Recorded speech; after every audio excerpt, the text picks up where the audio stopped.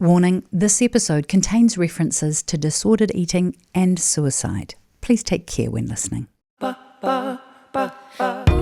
have cellulite, bits are meant to wobble. A lot of people have grown a human in their stomach. Like, when you eat food, guess what? Your stomach actually goes out and it gets bigger because it's supposed to. We are making so many decisions about everything every single day. That depletes your willpower. And I made a commitment to myself in that moment that I would spend the rest of my life trying to help people not feel as bad about themselves as I felt about myself. No mai haere mai to grey areas with me, Petra Bagust. Our relationship with food and our bodies is pervasive. We need both to live. But beyond survival, how we think and feel can affect so much of our life. So today we're chatting with nutritionist and author of new book, End Your Fight with Food, Turnbull. She's been to those hard places herself and come out wanting to support us into healthier, happier relationships with our bodies and with what we consume. Here's Claire. Turnbull, it's a delight to be connecting with you today because actually we go back a wee way because you've been a nutritionist. There's no L in nutrition. No lemonade in nutrition. You've been a nutritionist for quite a few years now. 20 years, yes. Were you on What's Really in Our Food? Yes, Were you one we of did our that. Yes. We sort of had a Charlie's Angels of nutritionists. I remember them all being quite hot and Because we were young. and great talent. We didn't have children and we weren't tired. That's probably what it was. Possibly Yeah. true. Possibly true. So, that's a good sort of 20 years ago, isn't it? Yeah. So I moved to New Zealand 23 years ago, I think. Did you? Yeah. Are you happy with that choice? I am very happy with that choice. I feel so lucky to be here. Yeah, every day. Cool. And since then, since hanging about on telly talking about food, it's going to be quite hard for me not to do your accent, I think. Which is terrible. I might John Key it. You have written a number of books, haven't you? Yes. Including your latest one, which I have here. End Your Fight with Food. Yeah. End Your Fight with Food, How to Change Eating Habits for Good. For good is the important part. For good. It? Yes. It's probably how to create new eating habits for good. Yes. Double entendre. Yeah. But that's your third book, is that right? Yes. So, I started off, before I had children, I think I wrote one on Lose Weight for Life. And then Feel Good for Life was my one there. And then life shifted and changed a lot, and kids and perimenopause and all that kind of stuff that goes in the middle there. And and then I guess you get a fresher perspective. As you grow older, you see things from a different point of view, and then it's ready to regroup and put something else into the world again. Yeah. And it's lovely. I like it. I like the pink and the blue and the yellow for a start. And I like this even that kind of like no more of the stuff that is limiting and making you feel no, the dieting, the scales, the deprivation, which is often sold to be the solution for changing the way that you eat, but it destroys your self-worth, and it is not for good. It's the short-term stuff that actually erodes part of who you are. So that's not what I'm about. I'm about making changes that last slowly and sustainably, so you can be the best version of yourself. And for women specifically, and I'm sure men feel this pressure as well, there's a way of being in the world that is kind of insidious, right? It's there's so much messaging that's subconscious. Yes. We're just sent messages all the time based on who we see spotlighted, what's on our social feeds, what videos, what images we are seeing. Women are taught and trained, and we train ourselves in some ways, that we are supposed to look and show up in the world like X, Y, and Z. Absolutely, and the way to get there is all these rules and the rigid structure. So if you want to look this way, feel this way, be this way, then you can't eat any of these bad foods, and you can't you should be following these rigid structures and rules. And then there's all these supplements that you need to be taking. And then the biggest thing for me that drives me in my work is the fact that, women every day are trying to take care of themselves, and they're trying to, they're like, I really want to eat well. I really want to drink less. I really want to look after myself. And with the best intention, they're following advice and changing the way that they eat, and then they can't maintain it. And then this is the piece that just breaks my heart and destroys me, is that they blame themselves for not being able to stick to the plan, follow the rules, having the glass of wine when they told themselves they weren't. And then that eroding of their self-worth drives overeating, drives over, drinking more than you want, drives a wedge between you and your partner because you don't feel that you look or feel the way in your undies that you wanted to feel, and it's all your fault. But it's not all your fault. You are not the problem. It's the way that the solution has been presented to you that actually is wrong and really unhelpful. So you're saying willpower is not enough. We can't get there through sheer force of our will.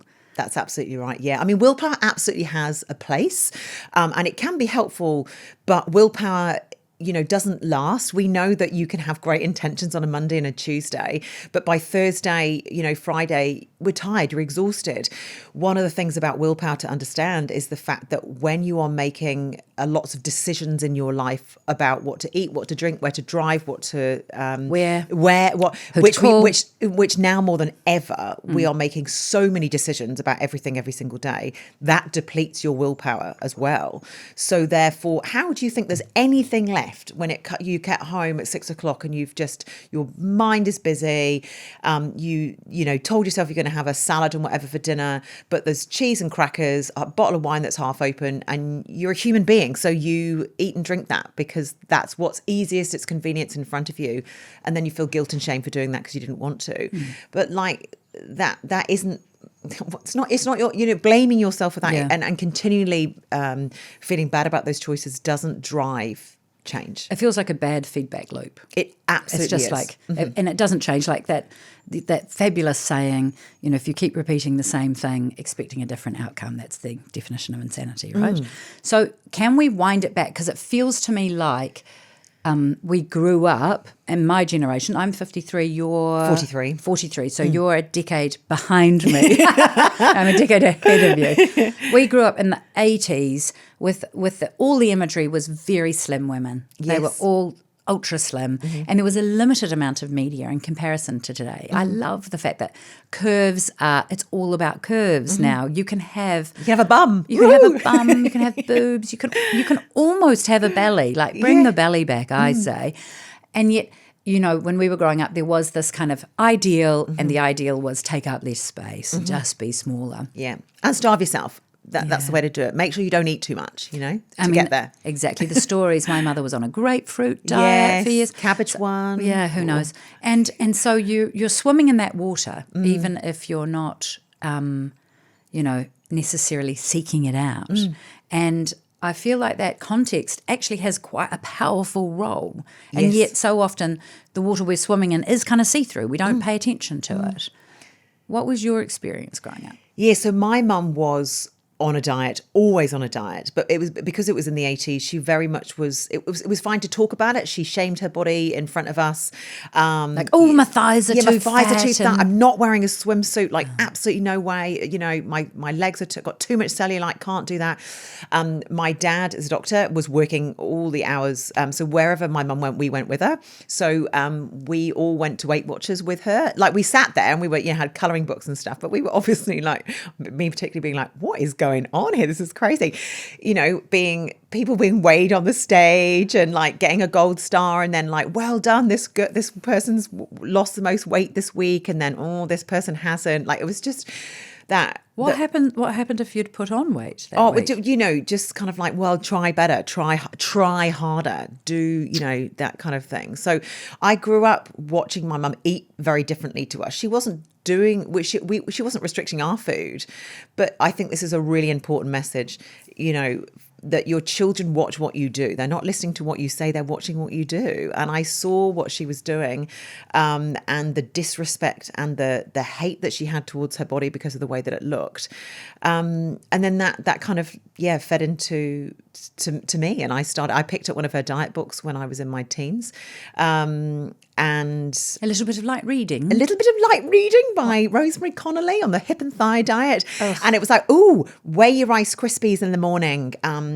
Don't snack, have half an apple. So that's where I started. I started unintentionally, actually. It wasn't a weight loss kind of journey for me.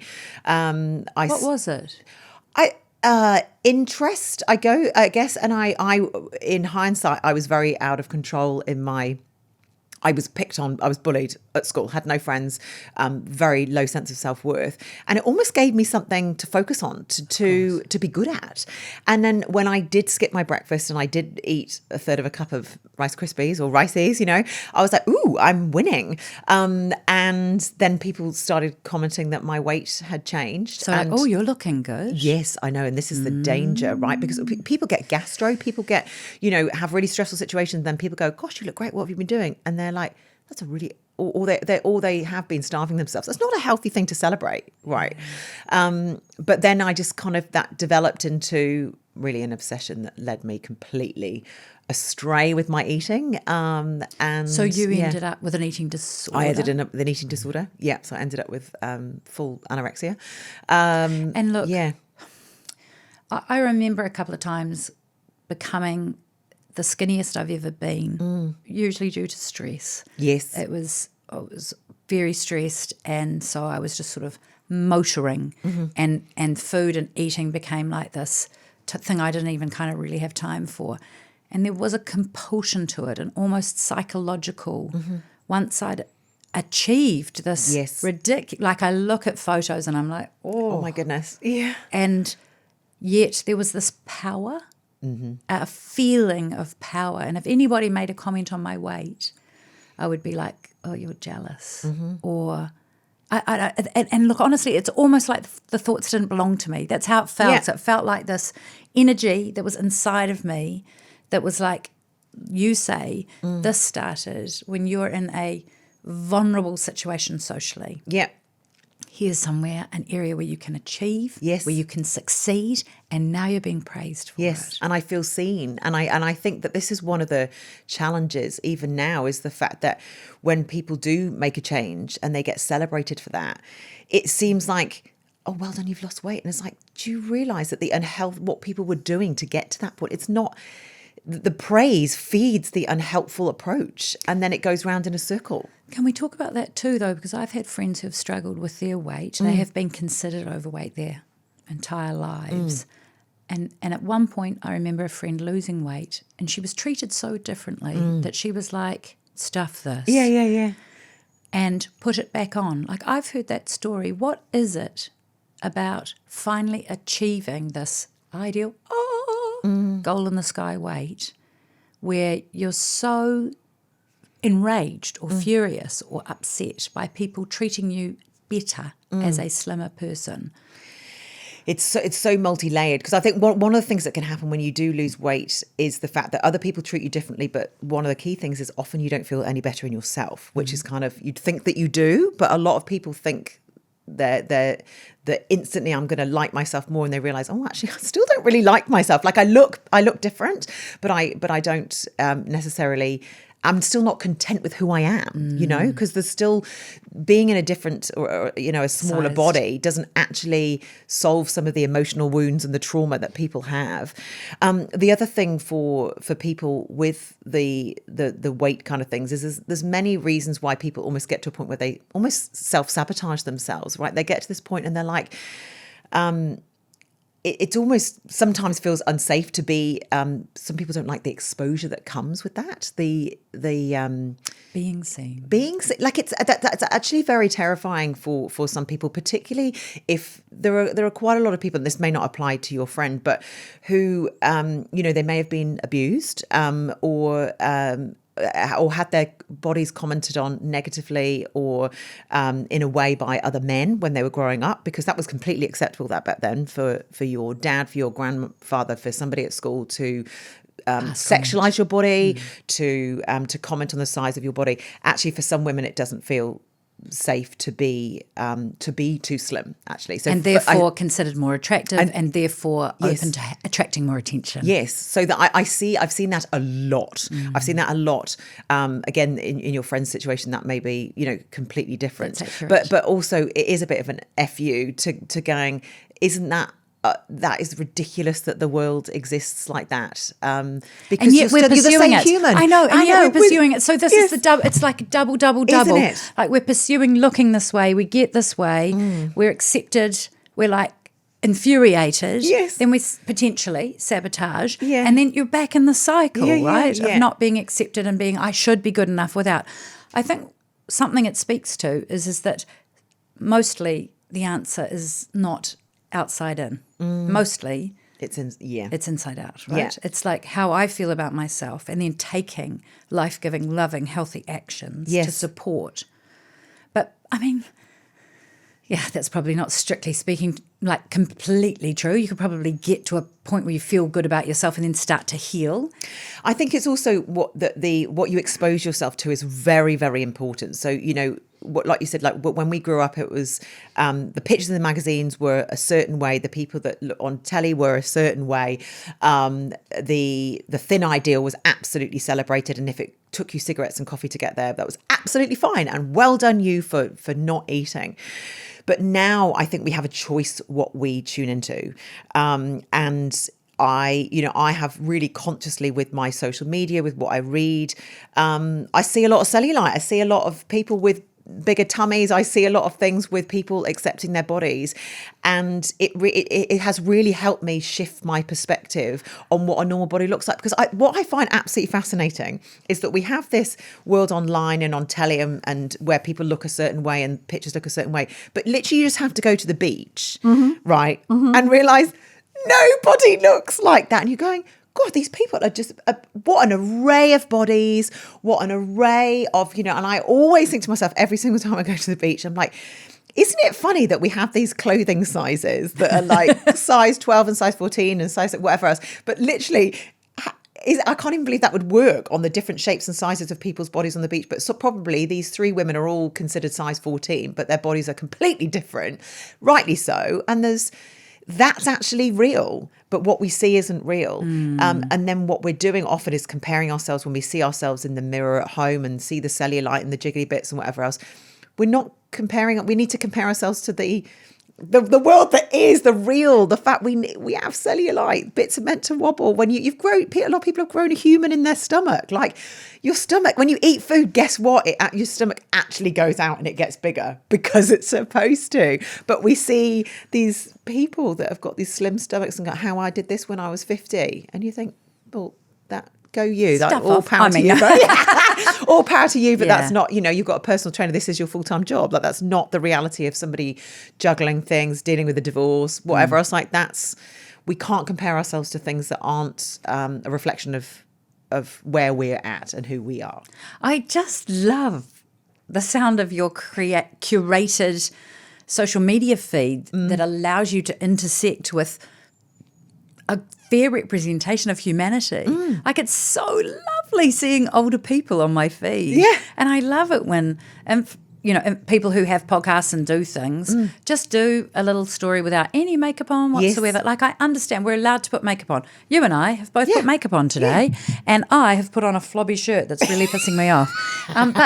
But I mean, I love the colour, but the fabric is driving me crazy. But, you're allowed to care and you're allowed to do things to make you feel and look good. Yes. But this idea that we would sustain this, like I do not want to wear makeup all day, every day. And I do not want to restrict my eating in a way that is joy-sucking. Yes. And there's a balance there, isn't there? There's it's not caring about what you eat and what, throwing everything out the way, because that doesn't make you feel good either. If it's just like, well, food is food and I'm just going to eat what I want because it makes me happy. At some point that doesn't make you happy because the food is not giving you the nourishment that you need. You get tired, you're exhausted. You do get to the point where your energy levels is low because of what you're eating. Your clothes are getting really uncomfortable and going up and up and up and up and up. That isn't a great situation. I totally get that. But neither is the opposite to what you're saying, where someone offers you an almond croissant when you're out or you're on holiday and you feel like you can't eat an ice cream. I mean, that is just like sad, isn't it? Yeah. We shouldn't, for what? I'm like, what? To fit in a pair of jeans that is one size smaller? And I think this is super interesting when we get to midlife in terms of our weight and size and shape and everything, is just like the lengths and the depths that you'd have to go to fit into the jeans that you fitted into in your 20s and your 30s. Is it worth it? Like, and is it even possible? Is it? I mean, it is possible. It is possible, but I can't probably imagine at a it. disordered, dysfunctional, soul-destroying level. So where is the middle ground between being comfortable with the changes in your body and accepting the fact that things are going to get different and, you know, not throwing the baby out with the bathwater and go, you know what? Yes, my body's going to change. So sod it. I'm just going to drink as much as I want and eat as much as I want. And then you get high cholesterol and you get like pre-diabetes and you can't sleep and, you know, you're not going to the toilet regularly. And like, that's not good either. Like, so there is that middle ground and discovering a new way of thinking about your body, which is kind of somewhere that feels comfortable to you. Ooh. A magical middle ground where we have the freedom to make life-giving decisions for ourselves, body and soul. Coming up, we kōrero around the realistic changes for a female body in midlife and the importance of sleep. Share this episode with your friends, subscribe on your favourite platform and get notified of all future episodes. Can we talk about what are realistic changes as far as our bodies in midlife? Because they do change in this idea. Don't they? They do. And look, you only have to go to a high school, like walk past a high school as all the kids come out to see that just a post-puberty body that's never had a child and a female is something to behold. Like it's a different shape. Yes. It's not had the same experiences as a midlife body that has had longer in the saddle and potentially had a kid. So what's realistic and what can we expect and what do we not have to fear?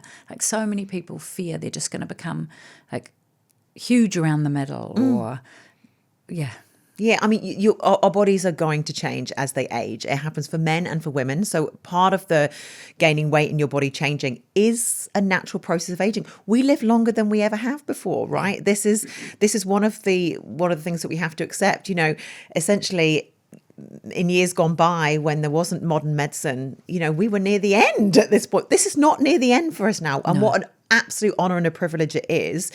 But therefore, we have to accept that our body's going to go through changes which aren't necessarily in line with what the ideals or what we think we wanted to be when we were younger, right? So that's just the way it is. So weight gain is a natural part of aging. So as we get older, one of the key contributors to that is the fact that our muscle mass declines. And that sounds, you know, terrifying or not a good thing, but we can do things to combat that. Because just to like understand how that impacts your weight is that muscle is what's called very metabolically active. It burns a lot of calories even when you're sitting on your bum doing nothing. So you and I sitting here, whatever muscles we've got on our arms and legs, they're burning stuff even when we're sitting down. But the fat on our bodies isn't doing very much. It's just not very efficient. It's energy and storage. It's just in case there's going to be some kind of like famine situation on the cards, right? So one of the things that we need to be mindful of that we can control and actually has many other benefits is looking after our muscle mass, because that also, when we're working on muscles, that helps build bone strength, which is again another part of aging from a health perspective. So that's one thing that is within our control. Our muscle mass is something that we can kind of focus on. The other thing in this stage is that you become resistant to the the hormone called insulin. So insulin controls your blood sugar levels. It impacts your fat storage. Anyone listening who's got polycystic ovarian syndrome, which is 1 in 10 of us ladies, right? Okay, so 1 in 10 of us already will be experiencing insulin resistance. And that's why women who have polycystic ovarian syndrome already find it difficult to manage their weight because of that part of it. Pre-diabetes is exactly the same. That's the same kind of problem. So it's just an issue and a challenge with the way that you store fat and you manage your blood sugar levels. So what do we do about this increasing insulin resistance as we age? Mature? So one of the key things is sleeping properly. Actually, yeah. So we can actually sleep more and help our bodies. We really can. Like it makes. I did an experiment on myself. I've done lots of experiments. I think it's the best way to learn with a blood glucose monitor, and I put one on. And my first job in New Zealand, I worked in diabetes for many years. So I've always had this kind of background interest in diabetes. So I put one on, and I was. The two fascinating things that I found was the massive impact on stress and sleep on my blood sugar level, irrespective of what I was eating. Like really? Crazy. Like the night that I had like hardly any sleep, I woke in the morning and my blood sugar, I was just like, whoa, like I knew this. I know this. You learn it and you read the research papers and you're like, this is true. And then you do it yourself and you're like, wow, I'm actually seeing this in action, the difference between sleep impacting my insulin levels and my blood sugar level management. So that was like super interesting. Stress is also therefore another one, which is obviously, many different things that we can deal with there. And then just being mindful of your carbohydrate quality and quantity. That does not mean we need to cut out carbs completely. It just means that as you're getting older, if you used to have 2 pieces of toast for breakfast, you're probably going to find that might be, it might be a little bit much for you for now. So maybe it's 1 and a little bit more veg. And if you had half a big plate of rice, it might be, well, let's go for brown rice and we'll just cut it down to a quarter of a plate. So it's just moderating what you're putting in because that impacts your blood sugar levels. So those are kind of the key things, as well as exercise. Sorry, I should have said. So exercise will build your muscle mass, but it also makes you better in terms of insulin. So one of the things I often encourage, this is from our diabetes days, going for a walk, even for like a 5-10 minute walk after eating, can help. It just gets your body into figuring, okay, we're burning stuff at the same time here. But in essence, isn't this stuff, it makes so much sense as soon as you say it. If you've had a big meal, if you've been out for dinner to a friend's or a restaurant or, a food truck and you've had a big meal, if you haven't found a park close to where you're eating and you have to walk, you literally feel better. You're like, I just need to stretch my legs. Totally. I feel so. And you feel better for doing that. So you're suggesting we could finish dinner and then go for a walk around the block, walk to the end of the drive. Yeah, so one of my friends, interestingly, has just been diagnosed as pre-diabetic, okay. Right? So culturally, there's also some people that are higher at risk and others. So she's from an Indian descent. So, she is already at higher risk. And I talked her through these processes and she thought I was going to say, 0 carbs, stop doing all of these things. And I was like, you do not sleep enough. Let's go for a walk after dinner. And she is really noticing the difference from those. And it's good also, the chat after dinner, the getting outside, the natural light, like this is kind of stuff that we probably used to do, but now in our busy world, there's another email to check, there's some scrolling to be done. Another reel to watch. Yeah, exactly. There's another YouTube short. Yeah, and I think that's what you said was really interesting about, you feel better. We have these signals in our body that tell us things that are working. We know what's working. You are your own experiment, and I think that's a beautiful thing that we can play with. I think we often don't pay attention, like we don't necessarily join the right dots. We don't go, I remember finally getting enough sleep. My husband is addicted to sleep. He loves it. And I was like, who are you and what are you doing with your life? Yeah, what a waste of time. I know, I just absorbed that whole thing of sleep. And I started to get sleep and noticed how much more regulated I was emotionally and how much more capacity I had to deal with difficulty. Yes. And I was like, this is weird. Isn't it? I actually spend an extra hour. I give up an hour, but I literally gain 2 back. That's really genuinely how it is. I had a brain injury 5 years ago, and I remember the neurologist said to me, you're going to have to treat yourself like you've got a severe concussion for the rest of your life. It'll take you at least 5 years until you feel like any sense of yourself. And I was like, God, this guy doesn't know me, but he was absolutely right.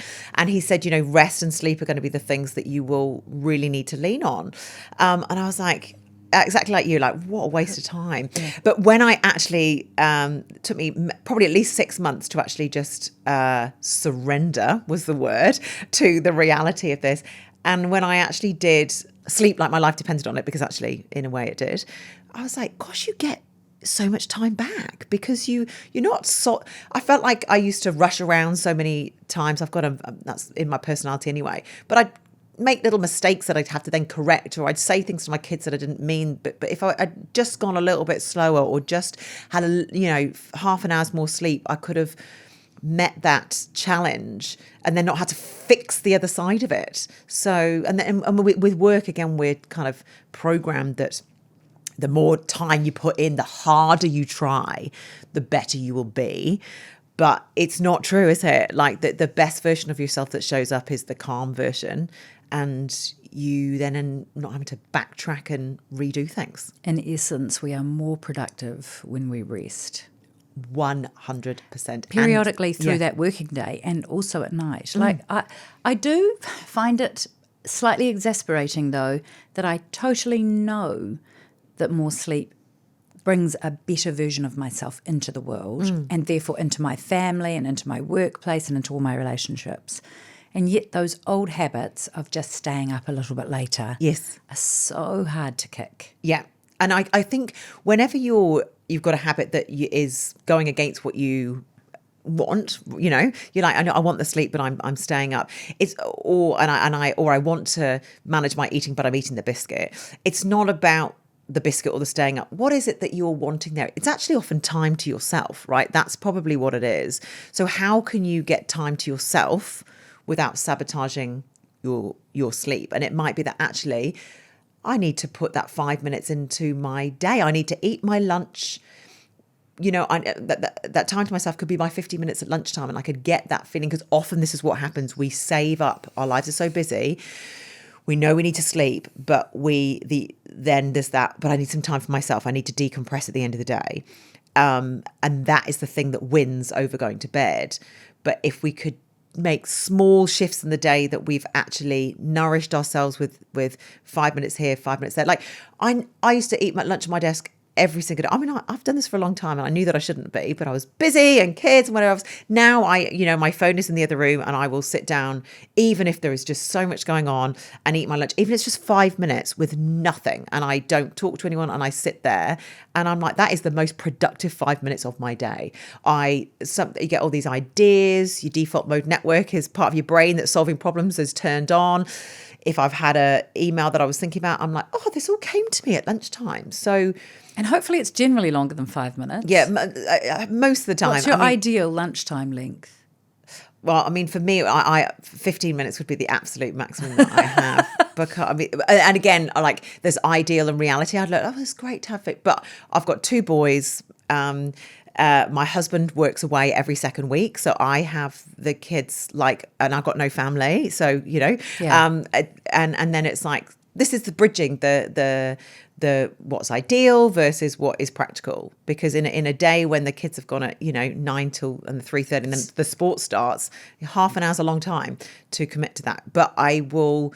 But then I get another, in the morning, I always go for a walk in the morning and listen to a podcast and listen to things. I do that, and that's a non-negotiable for me now. But sleep, I do feel that piece with sleep, you've got to work out what is this is what I'm always interested about anything with people. If they're struggling with something, what's underneath it? Why? Because it's not, the food is not often the problem. It's the symptom of a problem. The procrastination is like you're not a bad person because you stay up late, and you're not a bad person because you eat a biscuit. What was driving that behaviour is always what's of true interest to me. It is really interesting. So let's dig in to the psychology, because the information doesn't make the change.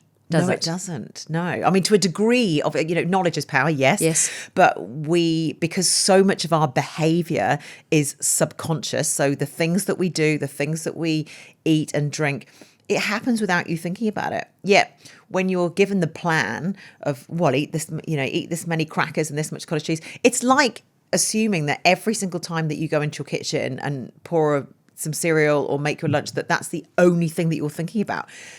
That's not the only thing that you're thinking about. You're thinking, oh, the dog needs feeding. I've got to run here this afternoon. I've got this person to email. Like when you're eating and in the process of making decisions about food, we default to what is easiest and what is familiar, not what we consciously know. I mean, and again, if you follow a plan for 6 weeks, the knowledge might win for 6 weeks until real life happens.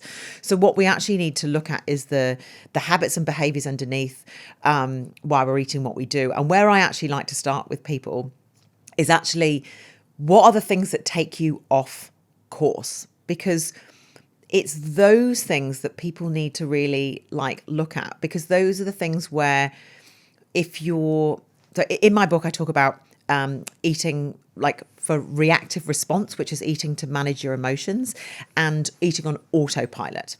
So, for example, some people pick and nibble. They just pick, and if you actually, they don't eat on a diet, that 20 or 30% of what they're eating is just they're nibblers. And if they actually were able to look at that habit and go, actually, it's the picking and nibbling that is the challenge here. I need to rewire that. I've got friends, and this myself included, hate food waste.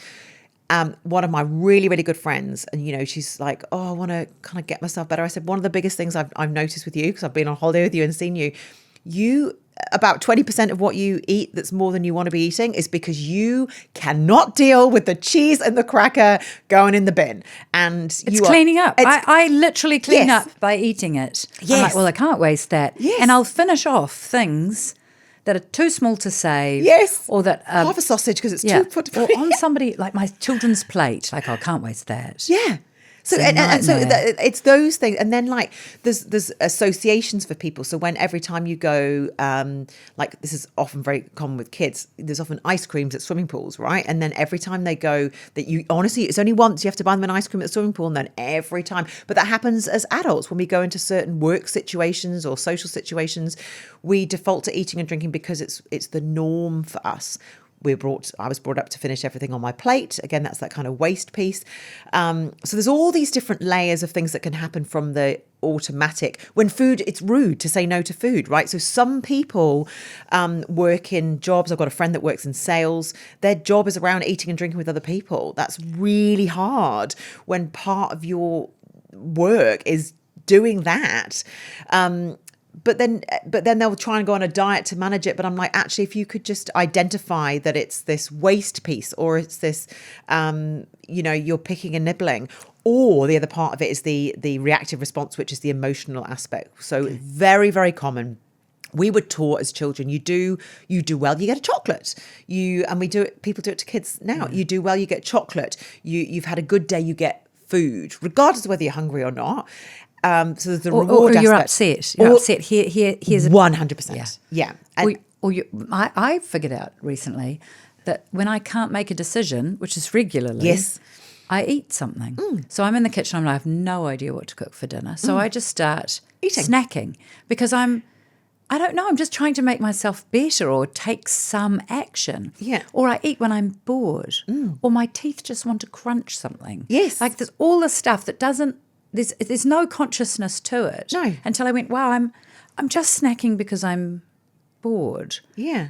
But it's not necessarily, if I was thinking about it, A, that's not what I want to eat, and B, I'm not really noticing it, so I'm not savouring it. And I don't even think I need it because I'm about to eat dinner. Yeah.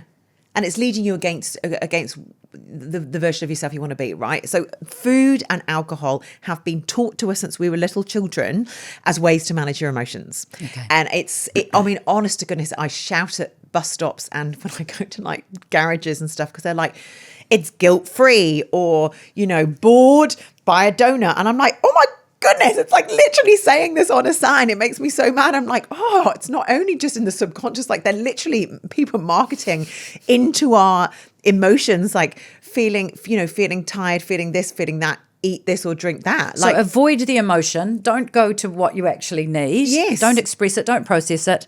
Just eat it away. Just eat it away. So what I encourage, in the book, what I get people to do is like to keep a journal of what they're eating. And we're not judging calories. We're not counting protein. We're not looking at any of that. Why did you eat when you did, or drink when you did? And then what most people feel like is they feel like I'm out of control. They think they've got like their whole life is like, I'm a terrible eater. But actually, when you look at the patterns, it'll probably boil down to about 3 to 6 things, which are really consistent. Like, so for example, someone that I was working with, conflict was a big thing for them, really didn't like conflict. And they often got in conflict with their partner, and conflict was very minor, just a comment to somebody.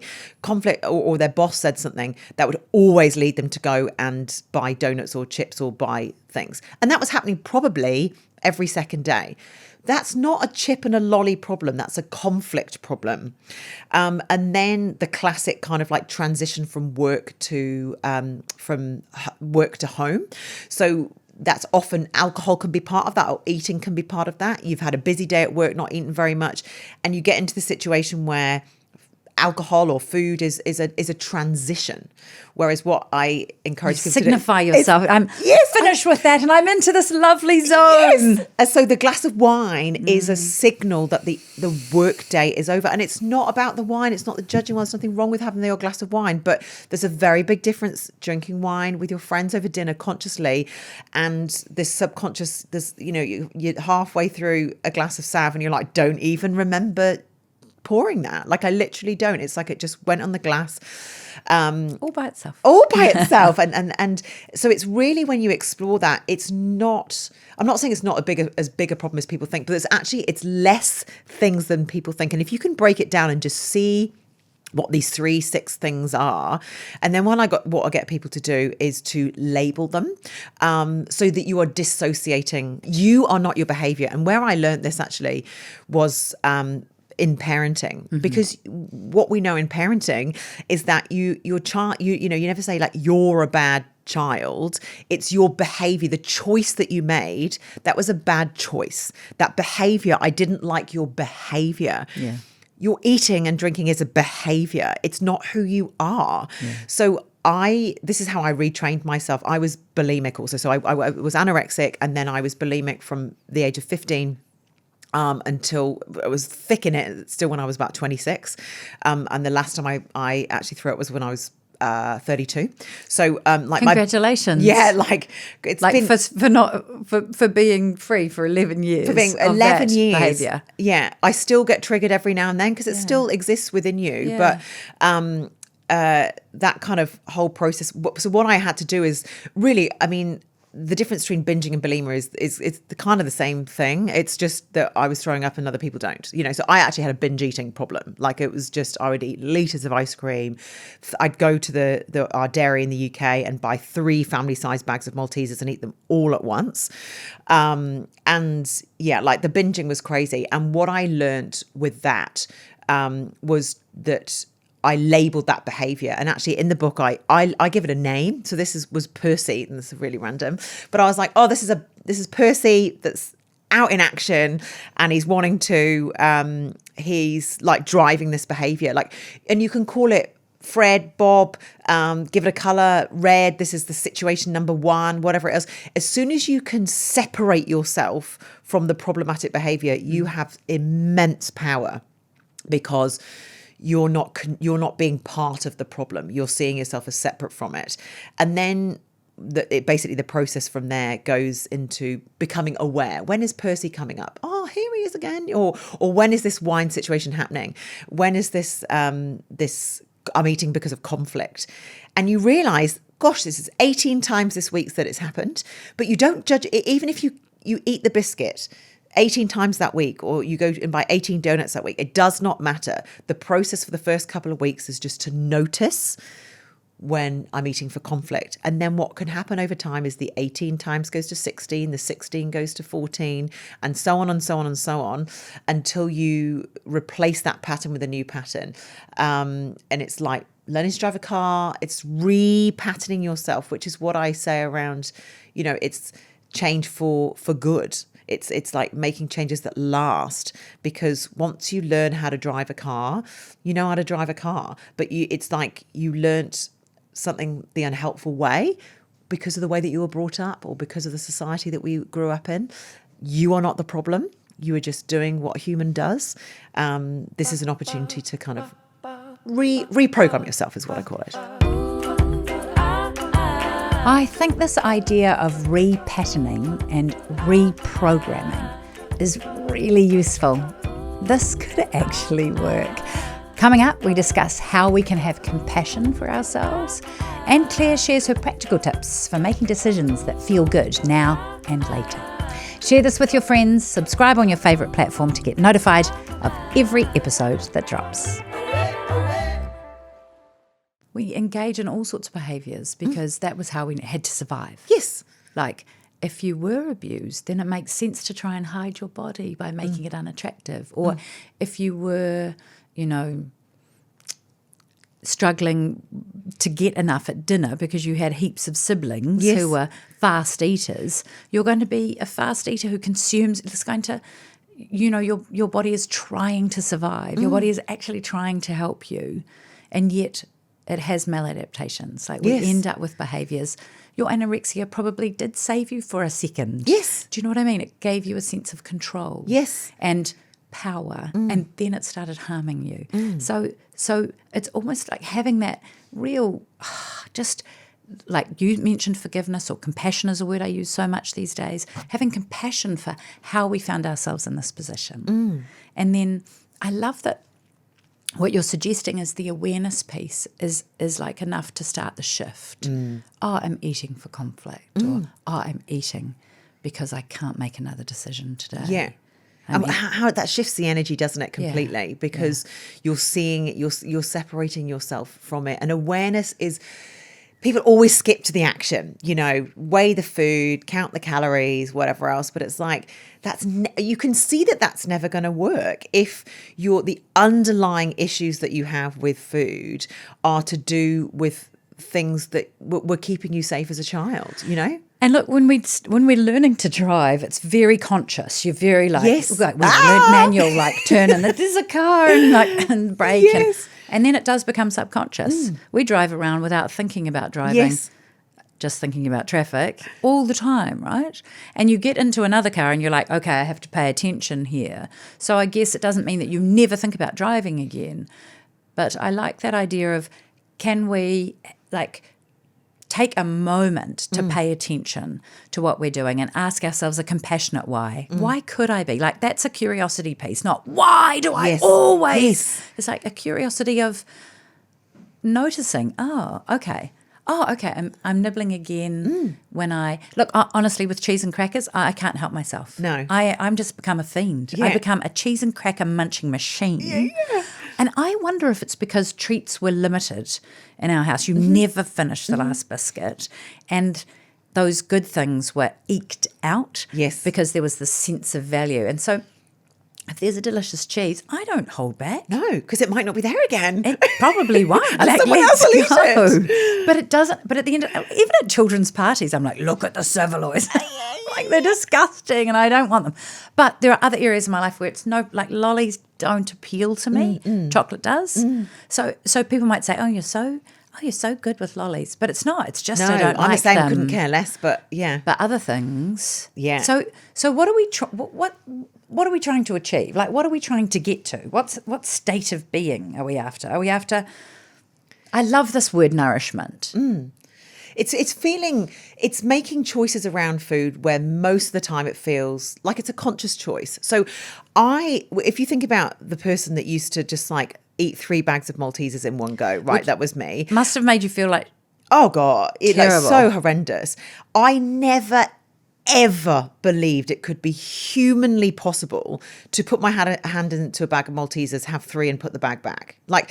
That is where I would love people to get to. It took, but to be clear, it took me years, and I still have days when that doesn't work like that, and that is being human. So I do think there's this, but it's a process.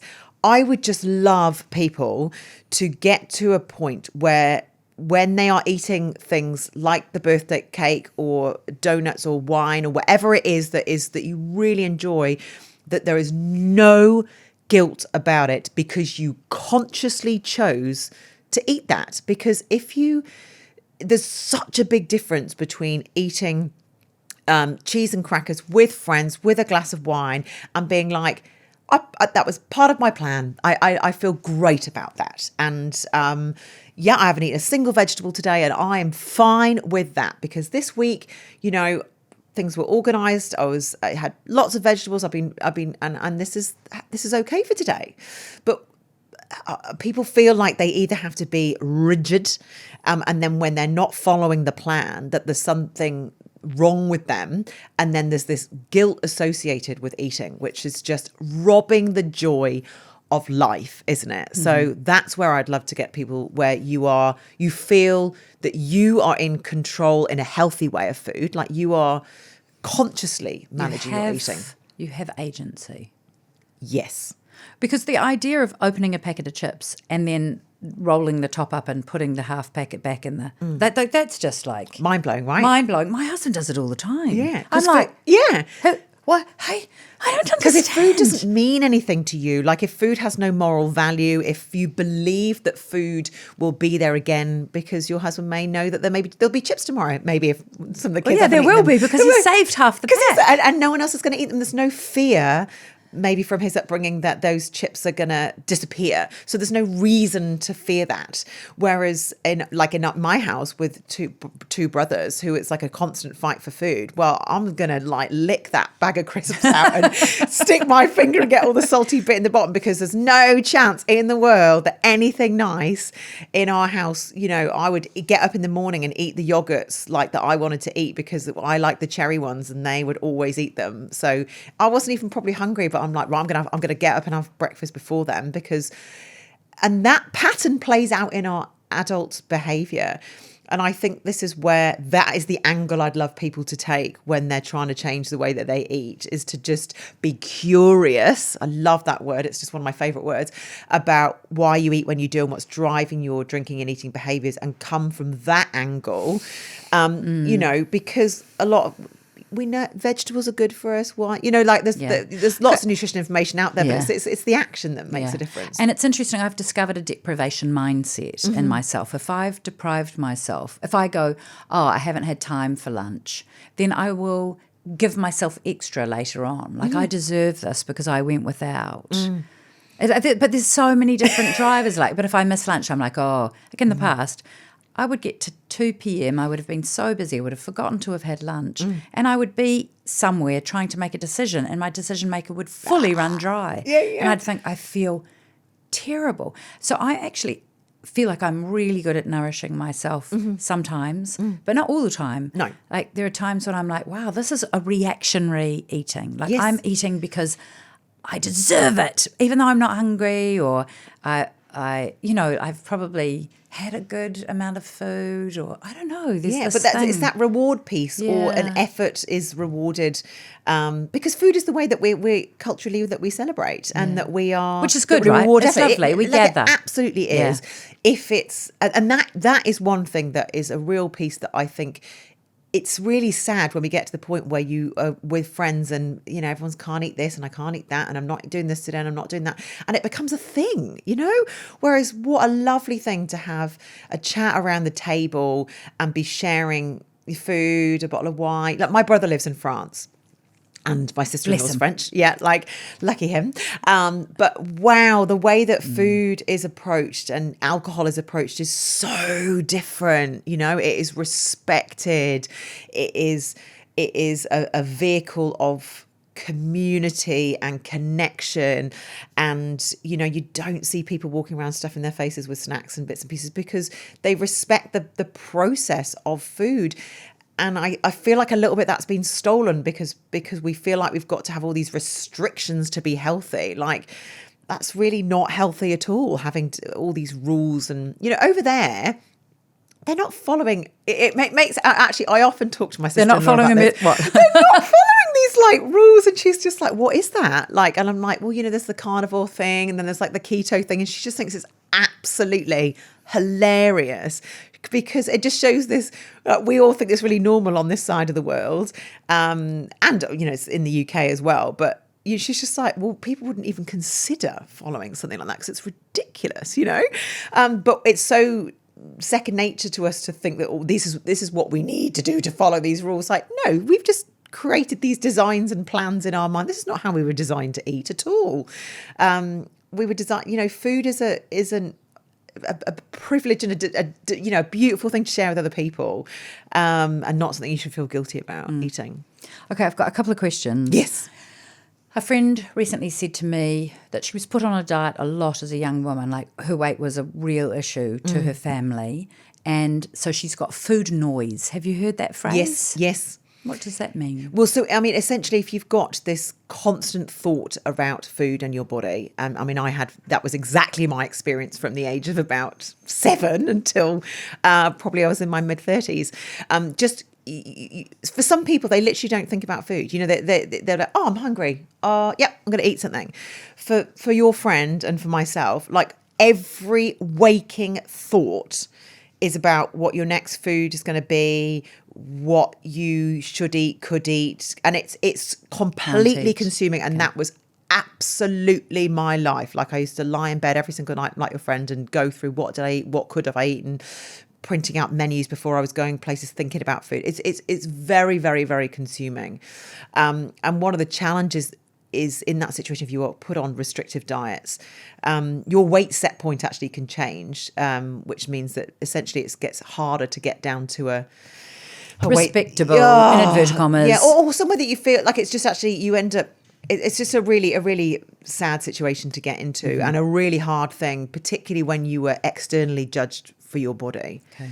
All the time. So that food noise, that requires effort to turn the volume down on food noise, I would suggest. It really, really does. Okay. Yeah, absolutely. For me, it can be distraction is one thing that people can do, but also one of the things, when you've got a thought only lasts, 15, 20, 30 seconds. Like, thoughts don't last a long time in your brain, but they go round and they go round. So one of the things about intrusive thoughts like that, or the noise, is actually just getting it out of your head to stop it going round. So that is something that people can kind Putting of try. Putting it in a journal. Write it down. Yeah, like I'm a big fan. If you're whatever you're struggling with, write it down, because the actual thing that is really destructive is the rumination and the replaying. Like, there's nothing wrong with these, it's normal to think thoughts, but when they are controlling your life and it becomes very noisy, it's the same, if people feel bad about themselves, that I'm not good enough, like that I'm not good enough, will replay over and over and over again. And your brain actually seeks evidence to prove the thought. 100%. So your brain becomes an evidence-seeking machine that will prove to you your thoughts. Yes, 100%. So it is worth being aware of that, isn't it? Yeah. And not judging your thoughts, because we're being curious. Yeah. But like the idea that we can actually change our narratives. Like I feel like and I've talked about it on this podcast before, I was allowed to love myself if I was slim, and I was allowed to not love myself if I was larger. And I had a season during puberty where I had 3 winters in a row, and we lived in England, and I got larger, and that was just this sense of self-loathing that was quite palpable. Like I can see, I have an image of myself in my mind, and that was not good. No, it feels scary, like you don't want to go out and do things. Yeah. And yet I feel like my metabolism, I just got lucky with a great metabolism. So that kind of, it resolved. But I look back and think about all the thoughts I had about how my size that were completely inaccurate. Yes. Like, I used to think I was bigger. Yeah, but actually no one else was caring. Like, literally no one else was. And if anyone did, there was not a person that you valued their opinion, or was going to be at your funeral commenting on the size of, gosh, do you remember that time when she was in England? And I really love Petra, but, she did gain 10 kilos in the UK. Like, no one's going to say that at all. No, and I gained a fabulous approximately 30 kgs every baby. Yeah. And I was like, wow, this is amazing. But I kind of came to the realization, like, I'm putting it all over my body. Like, it's just spread out all over. People would be like, oh, you haven't put weight on. I'm like, oh, you're blind. But there's a reason for it in that way. There's an ability to celebrate something like that, because the weight has a sort of a purpose. I think the values piece is massive.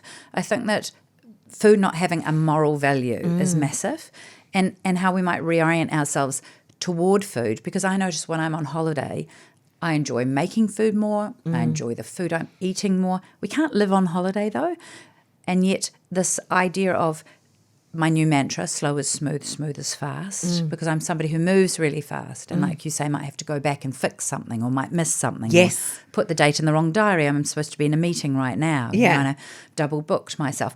But the slow is smooth, smooth is fast is perhaps a little more humane. And it's not exceptionally capitalist of me, like to slow down and to pay attention and to think that it was worth it, that it's worth paying attention to how I feel, what I need, what's driving me, the fact that I feel better with sleep, and then a new narrative around sleep or a new narrative around snacking. Can we talk about fashion? Because there's fashion in diets, in clothes, in media, like a fashion for a while. Like we now have a snackification because if food companies can sell us meals in between every meal, they can sell us more food. Yes, it's not even the whole snacking thing was like completely designed as a marketing tool to sell us things. So that we don't used to need. eat 3 meals a day. Yes, that was very normal. There was smoko though, wasn't there? There was like a cup of tea. Yeah, and a bicky. a cup of tea and a small break, but it wasn't like that you needed to have a processed snack that is worth X amount of money that you've got to buy from somebody in a packet. No, that was all kind of manufactured and marketed to make us feel like we need to eat between meals. But now we've adopted this. Like the snackification of life is real. Like we're just snacking all the time. Yes. And that's completely normal. Is this a bad thing? A good like that's a dumb thing. That's a dumb question because it's binary, right? But what do we do when we notice fashion in food, like even the irresistibility of food, like food that has a crunch on the outside but dissolves in our mouth. Yes. Then we eat it, but we don't feel full because it sort of just dissolves. It's all soft. Yes. Has no fibre. No. Doesn't help our gut motility. You've got to be aware that we are being manipulated, and people don't like to be manipulated. And I feel that really helps me in those situations where I'm like, so I'm being taken advantage of. And I think if you realise that those foods exist to override your brain's ability to regulate itself, that it almost makes me, I'm like, I don't want to buy into that. I don't want to put my money into something that is just destructive towards myself, destructive towards other people. So a lot of people don't understand that. The fact that, food processing and manufacturing is fascinating and interesting and clever. But at the end of the day, food companies have to make money. And I have seen so many times when we were working at Healthy Food Guide, we'd see all these new healthy cereals come on the market, right? And Nikki Patat and I get super excited. Oh, look at this. They've got a healthy cracker or a healthy cereal. And do you know how long it would last? Like 3 months, then it'd be gone. Because nobody buys it, because it's too low in sugar and it doesn't taste the same as the other ones.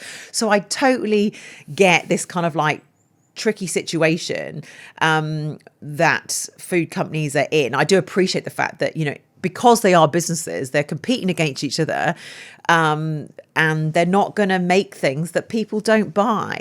But therefore, you have to, if you want control of that, you have to do that with the money that you spend and what you buy. Like the only way that food manufacturers are going to change what they do is if people stop buying the things that they can't control eating. And yet we changed there's sugar in everything. Everything. And salt in everything now. Yes. Like tomato sauce is full of sugar. And then all these things that you think, gosh, is that sweet? I thought I was eating a savoury food, but I can taste sweet. And the texture, to your point, is such an interesting one. Like we've talked about this salt and sugar thing for a long time in nutrition, but we know that eating is such a sensory experience. And like you were saying before, is like sometimes you get home and you're eating a crunchy thing. You just want to crunch something, and that is part of the eating experience. But again, food manufacturers have totally figured that out.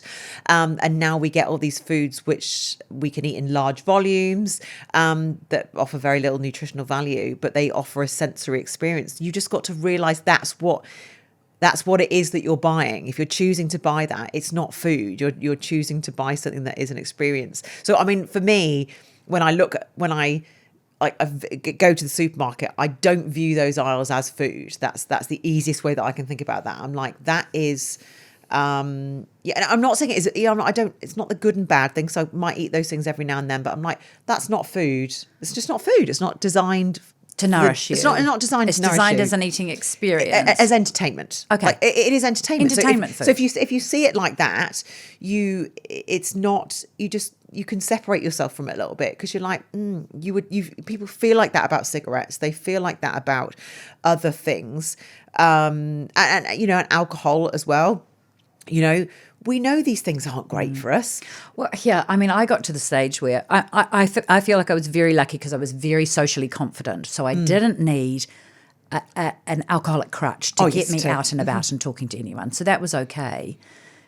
But I came to the point where I was like, I'm not going to drink alcohol to make anybody else feel better, to have something in my hand that doesn't taste good. Like, I'm just not going to do it. Yeah. It was almost like this feeling so frustrated at this idea that you have to have a drink if you're at a party.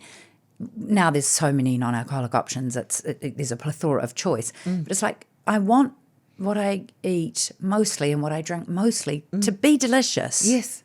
And nutritious. Yes. Anyway, this is like, we could go on for hours.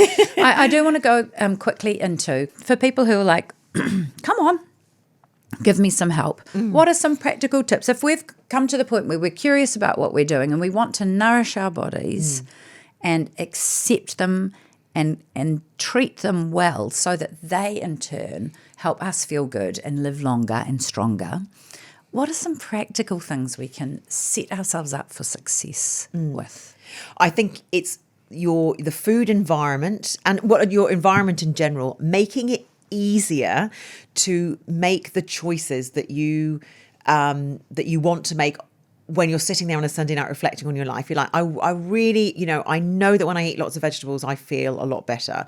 I know that when I drink Do people enough know water, that? I mean, it's true. You feel full. You eat vegetables, you crunch them and you eat them and you actually feel satiation. You feel that full. Do people know that when they eat raw veggies, they feel better? That's an interesting question, isn't it? Because that's something that I think is something for people to experiment with, right? Is when we're going through these kind of changes with maybe eating more veg or sleeping more or doing the exercise, like, trying that and being like, I'm going to eat, 5 handfuls of vegetables every day for 2 weeks. I'm going to see what different. Just going to try it out. Like, wow, I feel better, because you do need to see results for change. So alcohol is that one thing for me, right? I don't drink that much anymore after my brain injury. I mean, age, brain injury stuff. But I was like, do you know what? I'm just going to have a month or two without it. I'm not giving up for life. I'm not going to hate on it. I just feel like, honestly, I was only having like 3 or 4 drinks a week anyway. And I was like, it probably won't make that much difference. And I was thinking, far out. Like, isn't that interesting? It made such a significant difference. I still drink sometimes now, but I'm like, yeah, no, it just really takes the edge off. But it was like an experiment. Takes the edge off what? Off my joy, my life. Yeah, off the edge off my being my best self, right? Like, just slightly more tired. Just alcohol just does not. I'm a very sensitive person to caffeine, drugs. Like, I've been on antidepressants like 4 or 5 times in my life. Every time it's taken me like 6 to 8 months to come off them, cutting them down. I'm just a very sensitive person to all of these different things. But knowing your body and knowing what works and what doesn't is a really important kind of part of that. And we're allowed to know ourselves, like pay attention. Like, we're allowed to take the time to notice, this reminds me of a time when you're like, I think we can. We've been on the planet long enough. And I feel like that hormonally, like perimenopause makes more sense. I'm hormonally sensitive. Yes. I am going to be impacted by this transition. Okay, so make it easier. Make it easier. So one of the things, like with the veggies, for example, in our house we have a veggie box chopped up in the front of the fridge because it's the first thing that we see. So to your point, when you were like, I come home and I'm like, I just don't know what I'm doing and I'm distracted and I'm eating something.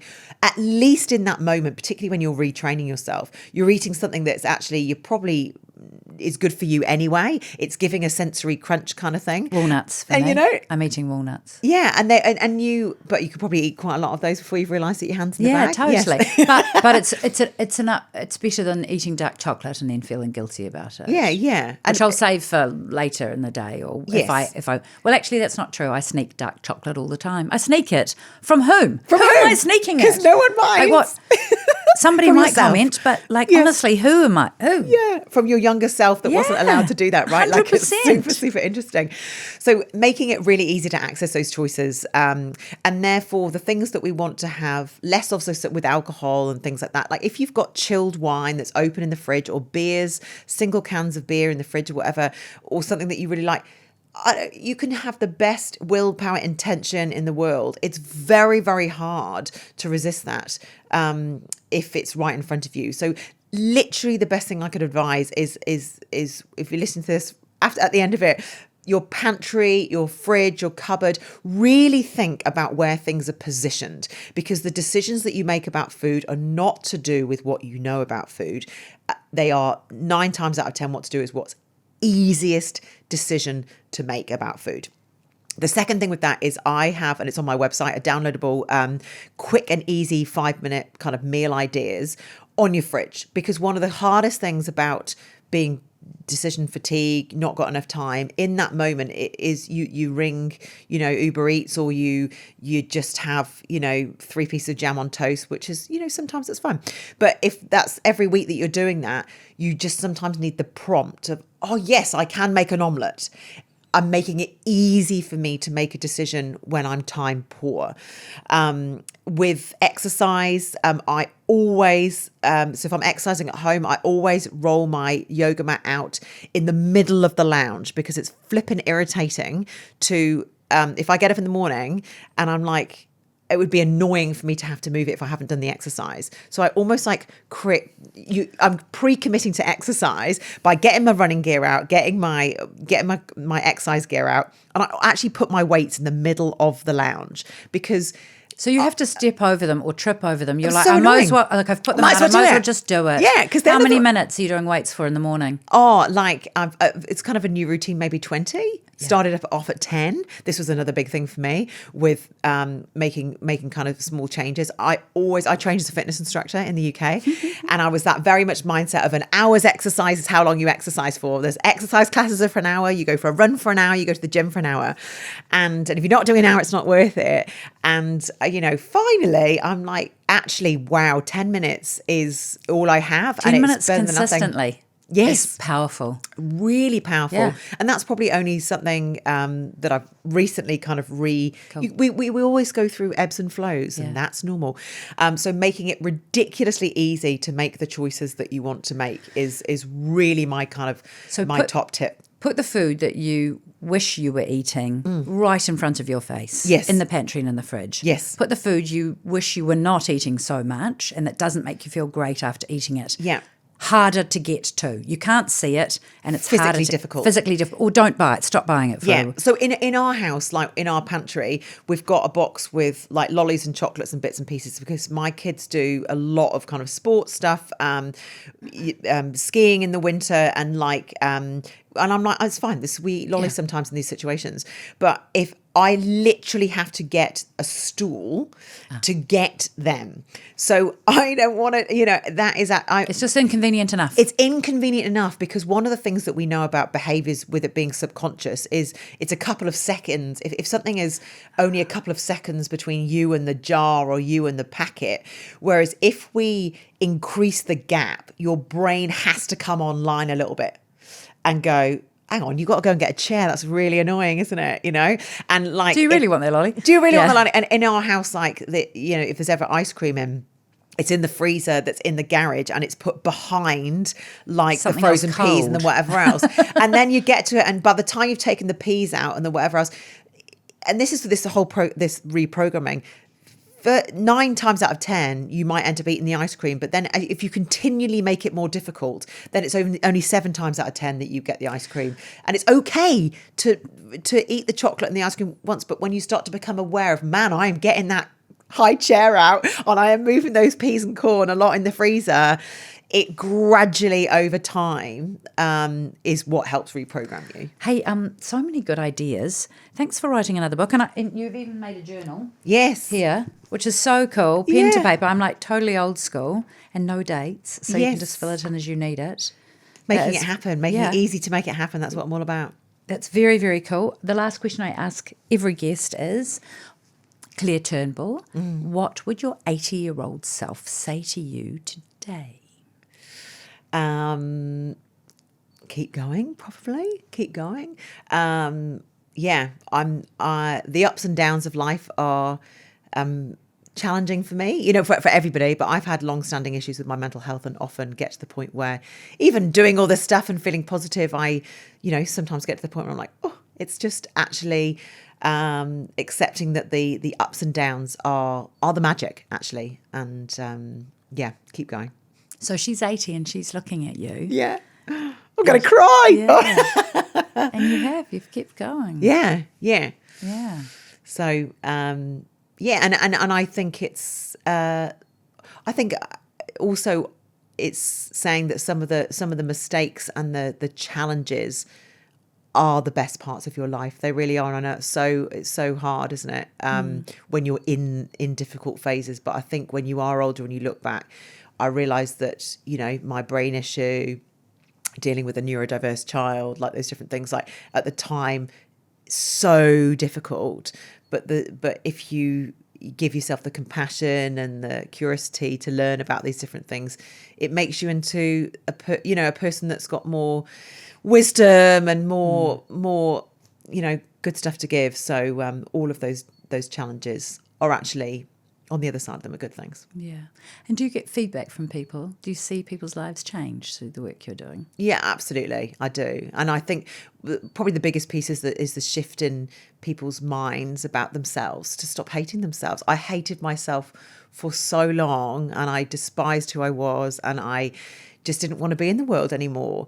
And I know what it's like to wake up and not want to be around. And I do feel like that with people with their bodies and food, that people have it can be so destructive for people, the way that they look and the way that they eat.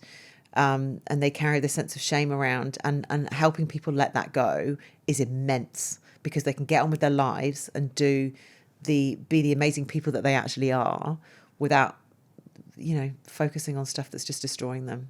And you did it, so I guess you know that it can be done, right? Yes. Because to look at you from the outside, you're a beautiful woman, you're intelligent, you have a lovely physique, you've got a lot of energy. Nobody would know that you hated yourself and hated your body. And that battle. And I think it's funny, like in the book and in the work that I do, I'm very open about that part of me, but when I was at a point when I was 19, when I didn't want to live anymore. And I kind of have made that commitment when I was actually in Wanaka. I was standing in Wanaka and I remember looking at the tree of Wanaka and thinking to myself, Mike, if I'd actually been successful at my attempts there, I never would have been there and I never would have seen this. And I made a commitment to myself in that moment that I would spend the rest of my life trying to help people not feel as bad about themselves as I felt about myself. And whatever ups and downs, however that comes out, that's what I'm here to do. And how does that make you feel, doing that, having made that commitment and actually living it out? What a privilege to be able to do that, because if I had been successful with not being here, I never would have had that opportunity, And it's through the hard stuff that you have the opportunity to teach and share.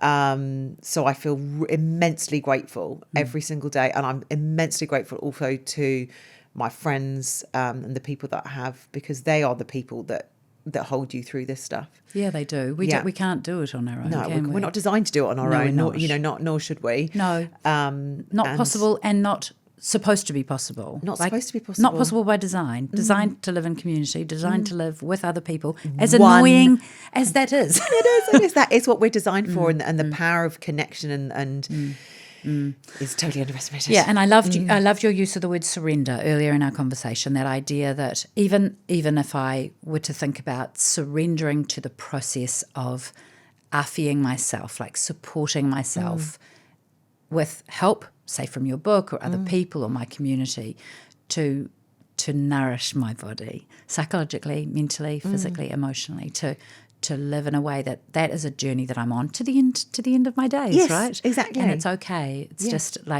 engage in that process with as much compassion as I can muster. 100%. So good to chat. Thank you. Oh, so good. Yay. And I hope people find it an encouraging conversation, even to just come alongside themselves and say, oh, what's happening for me? What's going on? Yeah, I love that idea about being curious. Yeah. What's going on underneath? Yeah. Ngā mihi nui kia koe, Claire. Thank you so much for your enthusiasm, expertise, and for sharing of yourself and your story. Plus putting all your discoveries down in a fantastic book. I appreciate that promise that you made. Hey, if you're hungry for content, we're releasing previous episodes on YouTube, and I have another podcast called Sunday Sanctuary, which investigates spiritual topics. I want to say thank you to the Love It Media team and my home crew. Please support this work at grayareas.nz. We really appreciate it. Our music is by Aro. This song is Korimako. Until next time, go gently with yourself and your waistline. Ditch the diets! See you on the next episode.